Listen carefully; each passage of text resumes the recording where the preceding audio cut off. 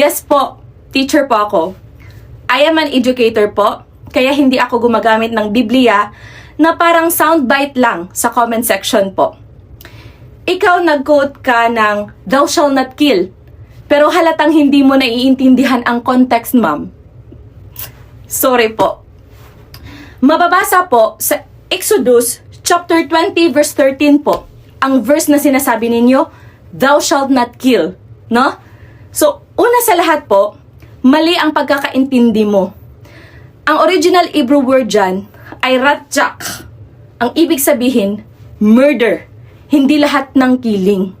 So, ang tanong po, alam mo ba ang difference ng murder versus justified killing? O basta nag-quote ka lang para magmukhang righteous po? According sa Romans, chapter 13, verse 1 to 4, ma'am, it says, the authorities are God's servants. They do not bear the sword for nothing. So malinaw, ma'am, na ang gobyerno ay itinalaga ng Diyos. May kapangyarihan silang magparusa. Yung sword po, hindi yan decoration. Symbol yan ng force. Even lethal force if necessary. Okay? Ang 1 Peter chapter 2 verse 13 to 14 says, governors are sent to punish those who do wrong. So, hindi yan suggestion, ma'am. Utos yan. So, paano mo sasabihin na lahat ng killing ay kasalanan kung ang Diyos mismo ang nagbigay ng authority to punish evil? And according to Exodus chapter 22 verse 2 po, if a thief is killed while breaking in at night, there is no guilt. So, diretso ang Biblia, ma'am. May pumasok sa bahay mo, pinatay mo in defense. Wala kang kasalanan. So, saan mo nakuha yung idea na bawal pumatay? Kahit ba self-defense? Sa Biblia ba? O sa sarili mo pong interpretation, ma'am? Sa Luke, chapter 22, verse 36 po, it says, let the one who has no sword sell his cloak and buy one. So, si Jesus po mismo ang nagsabi, maghanda ka para ipagtanggol ang sarili mo. Hindi niya sinabi na hayaan mo na lang na patayin ka, no? And then, sa Matthew chapter 5 verse 17 po, God said, I did not come to abolish the law. New Testament po yan, ma'am. So, ma'am, hindi binura ni Jesus ang justice system. Hindi niya sinabi na wala ng consequences ang kasamaan. Ang tinuro niya, huwag maging unjust. Pero hindi niya tinanggal ang accountability. Ngayon, may isa pang argument na laging binabato ng mga anti-DDS. Paano naman yung mga inosente na nadamay? That's a very good question, mga anti-DDS. At hindi ko yan iiwasan. Sasagutin ko yan diretso. Unang-una, mga kababayan, ang buhay ng inosente ay mahalaga. At kapag may inosenteng nasaktan o namatay, hindi yan basta okay lang. Hindi ako bulag, hindi ako bias, pero hindi rin ako simplistic mag-isip. Deuteronomy chapter 19 verse 4 to 5 is an example of accidental killing. Walang intent. Basahin nyo yan at tapusin nyo lahat. Sa Biblia mismo, may distinction, mga kababayan. May killing na intentional or murder. May killing na accidental o walang intent. Hindi sila pareho ng judgment, mga kababayan. Numbers chapter 35 verse 22 to 25. Please read it all. It is an example of accidental killing versus murder. Magkaiba ang trato. So, kung hindi sinadya, hindi ka ituturing na murderer. May justice pa rin, but hindi ka pareho sa taong pumatay ng sadya. Kuhan mo po? So, ganito yan, Ma'am Lynn. Simple logic.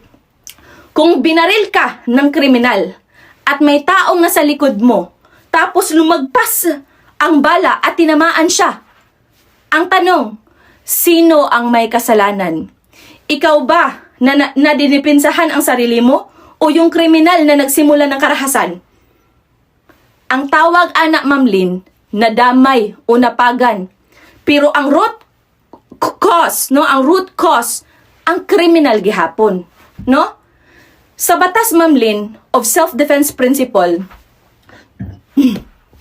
kung may unlawful aggression, ang primary liability na nasa aggressor po, hindi mo pwedeng sisihin ang taong nagdepensa kung siya ang unang inatake.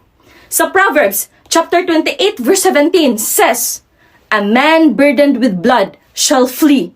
And Isaiah chapter 1, verse 17 says, "Defend the oppressed." So, Ma'am Lynn, ang utos ng Diyos ay i-defend ang inosente. I-punish ang evil. Hindi niya sinabi na hayaan mo na lang para walang madamay. 'Di ba? So, sa real world, Ma'am Lynn, lalo na sa laban sa kriminalidad, hindi yan clean. Hindi yan perfect. Pero tatanungin kita, kung pababayaan mo ang drug syndicates, ilang inosente ang masisira ang buhay? Ilang bata ang mawawasak ang kinabukasan? Walang system na perfect, Ma'am Lynn. Pero mas delikado ang walang ginagawa at pinapabayaan ang kasamaan. Kasi mas maraming inosente ang maaapektuhan in the long run. So uulitin ko, kung may abuso, imbestigahan. Kung may inosente, bigyan ng hustisya. Pero huwag mong gamitin ang mga nadamay para i-ignore ang responsibility ng mga kriminal na nagsimula ng gulo. Now, let's talk about former President Rodrigo Roa Duterte. Ang problema sa argument mo, ma'am, sobrang simplistic. Parang sinasabi mo na lahat ng nangyari is equal to murder agad. That's intellectually lazy. Reality check po tayo. Drug syndicates is equal to organized crime. May armas, may violence, lumalaban sa pulis. So anong gusto mong mangyari, ma'am? Makipag-usap lang? Sermonan mo lang? In Revised Penal Code, Article 11 sa self-defense, ma'am, elements, unlawful aggression, reasonable necessity, no provocation. So, kapag armado ang suspect at lumaban, ma'am, hindi yan EJK, hindi yan murder. That is justified use of force. Ang problema sa'yo, hindi ka nag-distinguish ng innocent versus criminal, murder versus lawful force, justice versus abuse. Pare-pareho lang sa paningin mo. Kasi kulang ka sa analysis, ma'am.